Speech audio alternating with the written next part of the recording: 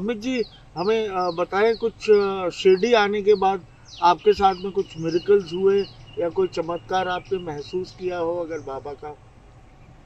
चमत्कार तो ऐसा है कि मैं 3 साल से मेरे को डायबिटीज़ है और लगभग 2 साल तक मैं कंटिन्यू दवा खाया। पिछले 1 साल से मैं डायबिटीज़ की दवा बंद कर दी। क्यों किया कि मैंने डॉक्टर को एक बार दिखाया तो वो मेरा ब्लड शुगर चेक किया तो वो बोलता आपकी तो डायबिटीज़ है नहीं, तो आप क्यों दवा खा रहे हैं। मैं बोला भाई डायबिटीज़ तो था मेरे को। बोला नहीं, आपको डायबिटीज़ अभी नहीं है, आप दवा बंद कर दीजिए, आप 6 महीने बाद फिर चेक करवाइए। तो मैं 6 महीने बाद फिर चेक करवाया, फिर भी डायबिटीज़ नहीं आया।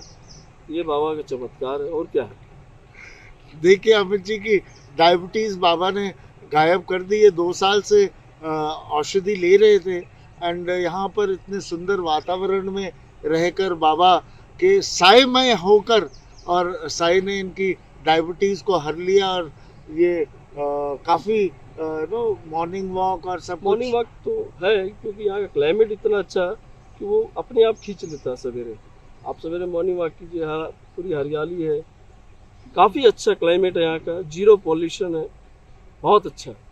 हमने कई देखा है लोगों को जो जिनको डायबिटीज़ है वो नो मॉर्निंग वॉक्स वगैरह सब कुछ करते हैं बट उनको रेगुलर मेडिसिन भी लेनी पड़ती है। और यहाँ पर अमित जी की 2 साल 3 साल से जो डायबिटीज़ की बीमारी थी वो बिल्कुल जड़ से गायब हो एकदम गई गायब, और वो एकदम स्वस्थ जीवन जी रहे हैं आराम से। तो अमित जी और बताएं कोविड के टाइम पर कैसा क्या माहौल रहा यहाँ पर शिरडी का, क्योंकि आप पहले डिवोटी है जिनके साथ में मैं शिरडी में यहाँ पर लाइव शूट कर रहा हूँ। आप शिरडी में रहते हैं तो कोविड में कोरोना काल में 2 साल में पीछे में कैसा व्यवस्था रही यहाँ पर और कैसे लोगों को क्या हुआ, ज़रा बताएं दर्शकों को। कोविड के बारे में तो ये है कि सारी दुनिया, पूरे महाराष्ट्र में कोविड का पूरा भय था, लेकिन हमारे शिरडी में कोविड का ऐसा कोई भय नहीं था, ना दहशत थी, कोई बात का डर नहीं था। छोटी मोटी बीमारियां तो सब घरों में होती है, लेकिन कोविड से ऐसा कोई हम लोग परेशान नहीं थे। तो इसके पीछे तो कोई चमत्कार ही माना जाएगा। मैंने सुना है कि 100 साल पहले यहाँ पे कोई बीमारी महामारी आई थी, उस समय साईं बाबा ने गेहूं से चक्की में पीस के आटा निकाल के पूरे शिरडी के अंदर में उनको डाला था, तो वो महामारी शिरडी में ना आए। तो उसका असर शायद अब तक है। अमित जी हमें ले गए बाबा जब जीवित थे उस टाइम पर हमें वापस ले गए और बाबा ने उस समय चक्की पीस कर और वो जो आटा चारों तरफ बाउंड्रीज पे शिरडी की डाला था कि महामारी नहीं आए। उस समय पूरे महाराष्ट्र में उस समय भी यही अवस्था थी जो कि अभी है एंड सब जगह महामारी थी। मुंबई पूना हर जगह उस टाइम पे महामारी थी और अभी भी महाराष्ट्र सबसे ज़्यादा अफेक्टेड था कोविड में। और इस कोविड के अंदर में आप सिर्फ समझिए कि शिरडी में ऐसी कोई दुर्घटना नहीं घटी, कोई भी बड़ी विपदा नहीं आई। तो ये बाबा का चमत्कार नहीं तो और क्या है। और जैसे अमित जी ने कहा कि बाबा का सुरक्षा कवच शायद अभी भी यहाँ पर वैसा का वैसा है। बाबा आज नहीं है हमारे बीच में, उनका पार्थिव शरीर नहीं है, बट वो जब गए थे तो वो बोल कर गए थे कि मेरा समाधि यहीं पर बनाना है, अगर मेरा पार्थिव शरीर ना भी हो तो मैं यहाँ पर रहूँगा और सबकी सुरक्षा करता रहूँगा और जो जो यहाँ शिरडी में आएगा मैं उसे ब्लेस करता रहूँगा। तो ये आज अमित जी की ज़ुबानी हमने इसे साक्षात्कार भी कर लिया और पता भी चल गया हमें कि कैसे बाबा सबको प्रोटेक्ट करते आ रहे हैं और करते रहेंगे। यही है महिमा साईं की महिमा। तभी हमारा तो बहुत छोटा सा घर था जहाँ मेरे चाचा, 2 चाचा, मम्मी, डैडी, मेरे दादा, मेरी दादी, सब एक जॉइंट फैमिली था। मेरे बुआ लोग थे, सब जॉइंट फैमिली था। और सबका चहेता था करके मेरे दादाजी ने खानदान का सबसे पहले बेटा करके पूरे गांव में उस दिन बूंदी बांटा था। मेरे दादाजी was known as Ramakrishnan Iyer, और इन्होंने जो नित्यानंद स्वामी जी के दया से जो शिरडी आए हो, शिरडी में आके कुछ नहीं था उनके पास, और बाबा ने आज उनके ज़माने से लेके मेरे ज़माने, मतलब मेरे पिताजी के ज़माने में, फिर उसके बाद मेरा जो ज़माना है आज 47 इयर्स का जो ज़माना चल रहा है, it was very much changing in Shirdi. और हर एक चीज़ मैंने देखा हुआ है, धूप भी देखा हुआ है, छाव भी देखा हुआ है। यहाँ पर धूप मतलब ऐसे, इस बारे में मैं बोल रहा हूँ कि पब्लिक जो आती थी शिरडी में उस ज़माने में जो था कि पब्लिक चाहती थी कि यहाँ आके 3-3, 4-4 दिन रुके, और तभी इतना मूवमेंट्स भी नहीं था कि बसेस नहीं थी या कार्स नहीं थे इतने आदमी लोगों के पास। और जो मूवमेंट था उस टाइम की, आदमी लोग जब भी आते थे बस से आते थे या ट्रेन से आ जाते थे मनमाड़ तक, और मनमाड़ में आके यहाँ कोई भी बाबा के आश्रम में कहाँ रूम मिल जाए वहाँ रुक जाते थे। वहाँ 2-2, 3-3 दिन रुक जाते थे, और 2-2, 3-3 दिन रुकने के बाद वो जो मजा आता था कि पब्लिक, और गिने चुने होटल्स थे, गिने चुने hotels, hardly you can count in your fingers इतने होटल्स थे। आज तो पूरे शिरडी में होटल्स ही होटल्स भरे पड़े हुए, होटल्स कम पब्लिक कम, होटल्स ज्यादा और पब्लिक कम हो गई है। सॉरी आई एम, तो ये भी जमाना देख लिया है मैंने, जहां कुछ भी नहीं था और सब कुछ बन गया शिरडी में। तो पब्लिक जो थी उस जमाने में, मेरे पापा के जमाने में जो थे कि हर एक आदमी आना, और उनका जो बाबा के बारे में था कि एक आदमी था, मेरे को याद है, तो एक फोटोग्राफर थे, बॉम्बे के थे, रेले करके, बहुत मतलब he was round about 80-90s के आसपास थे वो हर एक चीज में बाबा के साथ जाते थे, फोटो निकालते थे, बाबा का पालकी होता तो फोटो निकालते थे, बहुत मजा आता था उनके साथ घूमने में। और मेरे को बोलते थे, इसे हाथ पकड़ लेते थे मेरे, चल इधर खड़े रहे, इधर फोटो निकालता हूँ। मतलब वो जमाना ऐसे था। और मैं I was round about 7 years old और 8 years old, सो 7 years old। मेरे को लाला करके पठान करके थे, बाबा के सिक्योरिटी गार्ड में थे, और सब जन मुझे पहचानते थे। ऐसा कोई बंदा नहीं था कि मंदिर में मैं स्वामी का लड़का हूँ करके मैं काउंटर पे बैठा रहता। और काउंटर ऐसा था कि बाबा का दरवाजा खुलना और काउंटर सामने, मतलब बाबा का डायरेक्ट मूर्ति हमारे काउंटर से दिखती थी। तो ये जो मजा था कि कभी भी मंदिर में घुस जाना और समाधि के ऊपर बैठ जाना, समाधि के साथ पुजारी के साथ गप्पे लड़ाना, ये सब उस जमाने में बहुत चलता था। और एक दिन मैंने क्या किया, बच्चा था इधर उधर घूमने में, एक कमंडलू था घर पे और एक आसन था जो सन्यासी लोग जो रखते थे ना, वो लटका के रखा था। क्या चीज था मुझे भी याद नहीं। तो मैंने क्या किया, एक दादाजी का लुंगी लिया, मैंने लुंगी पहन लिया, भस्म लगा लिया, और जाके द्वारका माई के फोटो के सामने बैठ गया ऐसे। और द्वारका माई के फोटो के सामने बैठ गया तो पब्लिक, एक तो छोटा बच्चा और पब्लिक देखती थी, अरे यार ये क्या कर रहा है। तभी तो द्वारका माई के अंदर अलाउड था कि अंदर जाओ, आप धुनी में कोई भी आपके हाथ से नारियल डालो या ऊंट डालो, ये सब कुछ चलता था उस जमाने में। वैसे ही आना, फिर मटके का पानी पीना। अगर लक होता था तो जो वो पॉट था वहां पर, एक छोटा सा कुंडी जैसी थी, वो कुंडी में बाबा का नैवेद्य डाला जाता था। तो अगर लकी किसका होता था तो उसको मिलता था वहां पर। मैं तो हर रोज ही खाता था, उसके अंदर कुछ बड़ी बात नहीं थी उसमें। कभी भी कोई भी लेके आ जाता था तो इतना इतना मिल जाता तो खा लेना चाहिए, वो बाबा का डायरेक्ट नैवेद्य होता था। तो वो जो मजा था शिरडी में, आज वो कम होते आ रहा है। हर एक चीज जो टोटल कमर्शलाइज हो रहा है, कि पब्लिक भी कमर्शलाइज हो रही है। और एक एक आदमी जो शिरडी आता है कि बाबा के सामने खड़ा होता है, या बाबा मेरा इतना काम कर दे, 50 लाख होगा तो 10% तेरा होगा, बाकी का 90% मेरा। मतलब बाबा को भी वहां कमीशन में चालू कर दिया इन्होंने। मतलब दुनिया ऐसी बदलने लगी है, और जो भी आदमी आता है उसके मतलब के सिवाय कुछ नहीं करता है। और गिने चुने आदमी लोग हैं जिसको कोई मतलब नहीं है कि बाबा के समाधि मंदिर में जा रहा हूँ या द्वारका में जा रहा हूँ, उसको कहाँ भी बाबा के मट्टी में पैर लग जाए उतना भी है। तो वो भी आदमी लोग देख चुका हूँ, ऐसे ऐसे आदमी लोग, ऐसे ऐसे संत लोग देख चुका हूँ कि हिसाब के बाद। काउंटर पे बैठता हूँ तो एक एक आदमी लोग ऐसे आते हैं कि मेरे पास बच्चा नहीं है, तो मेरे पास एक ही चीज है, I have only one thing कि एक साईं बाबा का जल देना उनको, बाबा का एक पैकेट ऊदी देना और बाबा का एक साई चरित्र देना और एक स्तवन मंजरी देना, ये मेरा काम है।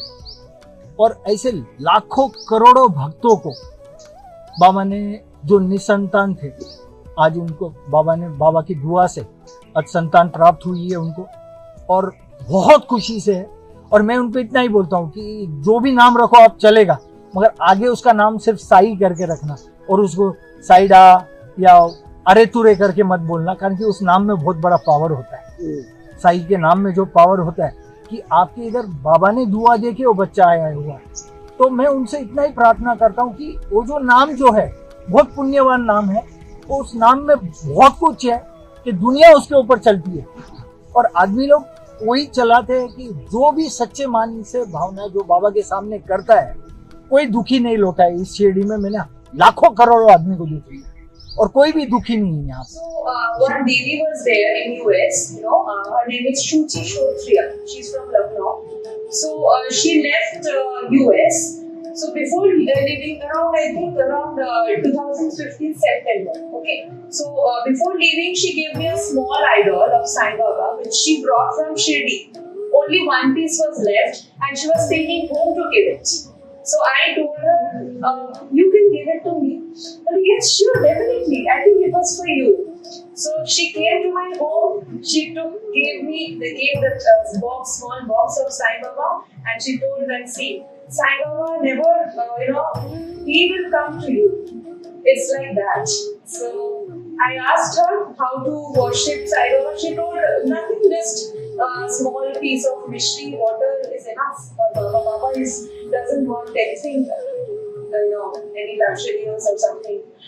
So okay, I started worshiping from that time, along with other idols also. Okay, so yes, from that time onwards, I started worshiping Sai Baba, and he came my home that way. And then, after coming my home, I just had a short visit to India in 2016, June. And that time my uncle, he was very ill. Okay, so he was hospitalized, and then he was admitted in a hospital here in Kolkata. And then, but during my stay, he was okay, and he came back home. We all had a short, get together, family get together. And I came back again. I went back to US in 2016 November. Again, from 10th December, my mama fell very ill. My mom told over phone that mama is again hospitalized. So it was like his organ failure, everything. He was then shifted to ICU. And on 25th December, he left us. So that time I was in US and all alone. Nobody. I was alone. My mom was alone here. We desperately needed each other that time. Like we were shattered, completely shattered. Because my mama was something like my father only. He just like my mom, what she cared for. He cared for me a lot, and just like his own daughter. He always used to say that you are going here, I will take you. I will take you. Don't. You used to scold me. He used to like just like a father. And I couldn't believe his loss. That time, I kept crying and crying and crying. I was devastated, and my husband also couldn't leave me alone. Like somebody has to be there with me. Otherwise, I was like, oh my God, mad, completely mad. Into depression. Too much depression. I sat and I just I didn't know what to do. We can now feel it right now when you're speaking about him. The emotions are emerging out of your face. Your color of your face is changed already. So this shows how much love and respect you have for him. So how did you get into the bhakti of Sai? So after that, what happened when I was completely inside immersed in sorrow? That time, someone, Anjali Khare, named someone I know, my lady. Anjali Khare, they used to be just beneath my apartment. Okay. So she used to come to me and console me all the time. One day she brought a Sai Satcharitra, okay, and she told that I brought this Sai Satcharitra for you. I'm seeing you crying and I'm seeing you since these days. So just take this Sai Satcharitra. I brought this from the temple, and unbelievably, only one piece of Bengali version of book was there. I just went to take the book for you. I just wanted to search if some Bengali book is there, and they told that only one is there. So definitely this is for you. So you take this, you do the Sai Baba's 7 days Vrat Puja, you will get your mama back.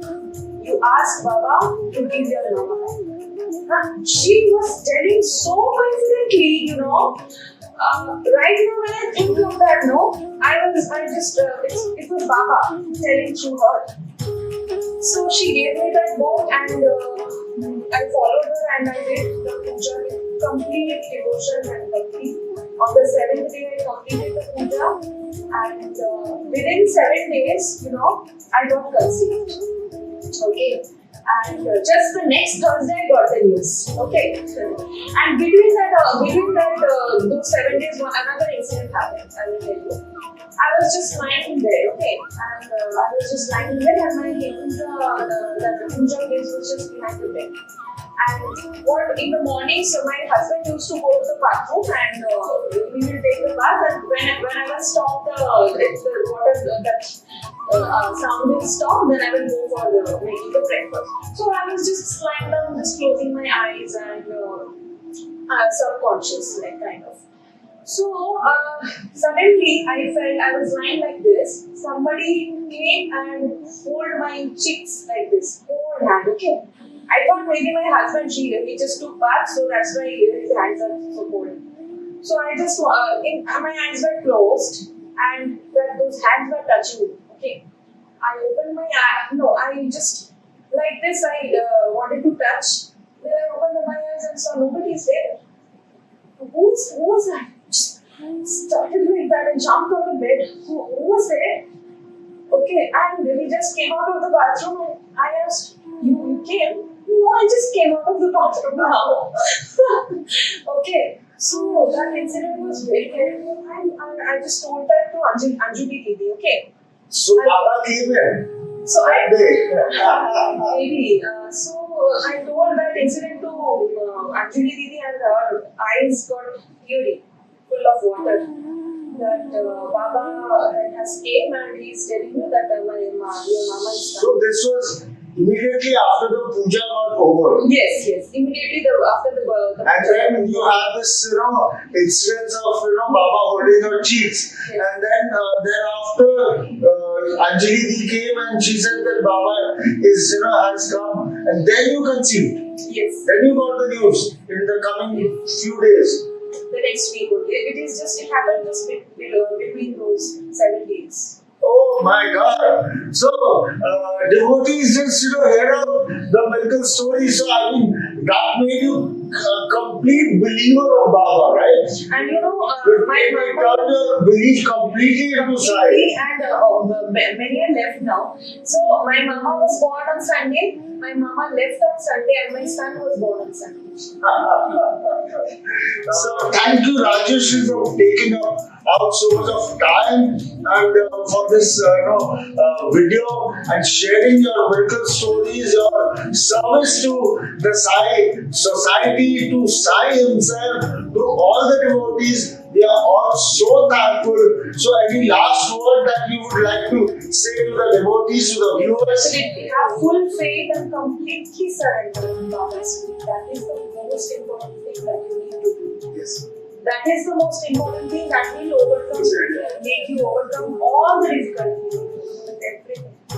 Just surrender yourself to Baba's feet. That's it. That's enough. So Rajeshi just said that surrender yourself. And this through surrender, she means taking out your anxiety, your ego, just leave it upon Sai. This is what I do today. I mean, I don't feel any such pain in my life anymore because I know it's Sai's wish that this is being done. So I have to abide by it and wait for the time, the correct time, when he would give me whatever is required. So he gives at the correct time, at the correct moment, whatever is good for me or for all of us. And that's where is our shine, his blessings. So thank you viewers for watching this video. If you have not subscribed till now, please press the subscribe button. There is a bell icon. Please press that so that you get the notifications. Thank you. Om Sai Ram.